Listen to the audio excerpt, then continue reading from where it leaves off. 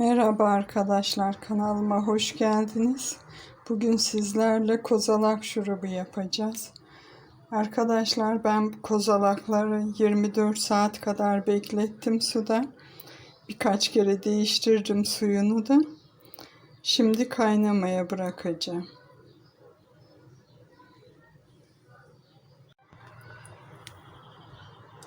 Arkadaşlar şu uç kısımlarını bıçakla kesiyoruz.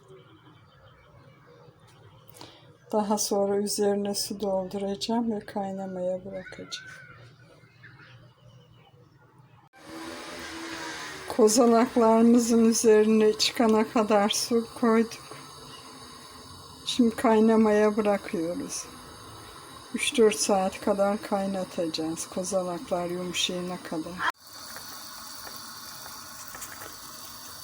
Kozalaklarımız 1 saat kadar kaynadı. Şu üzerinde oluşan köpükleri alıyoruz arkadaşlar.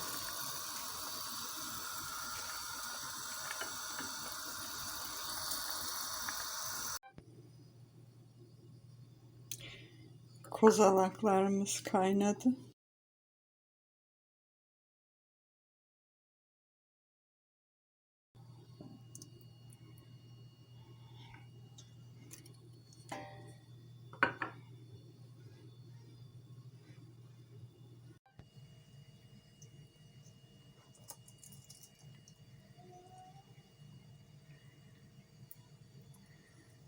Bu şekilde arkadaşlar pişti kozalaklarımız. Şimdi süzeceğiz.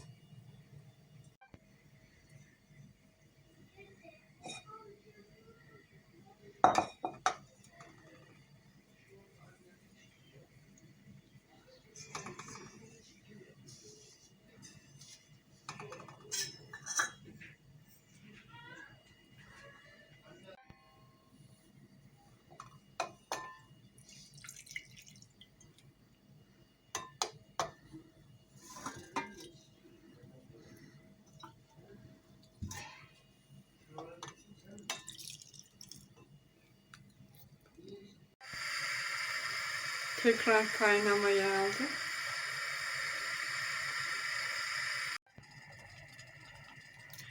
Şurubumuz kaynamaya başladı.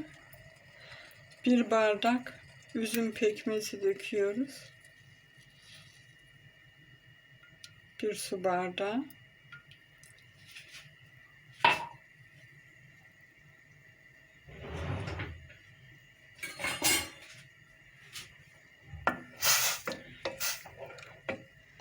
Karıştırıyoruz.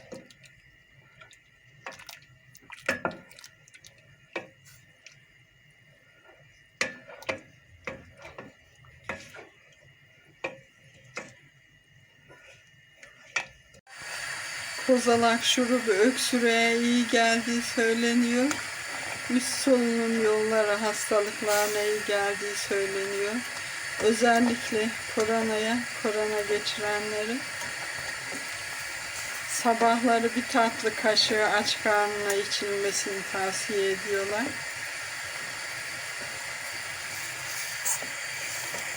Çocuklarda da 1 çay kaşığı.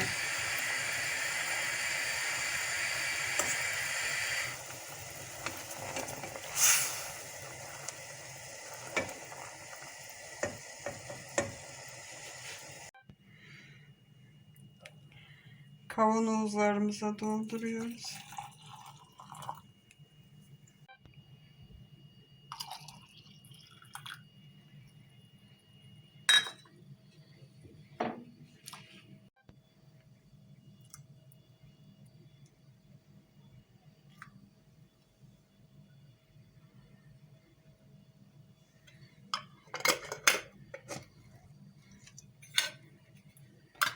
Sıkıca kapatıyoruz.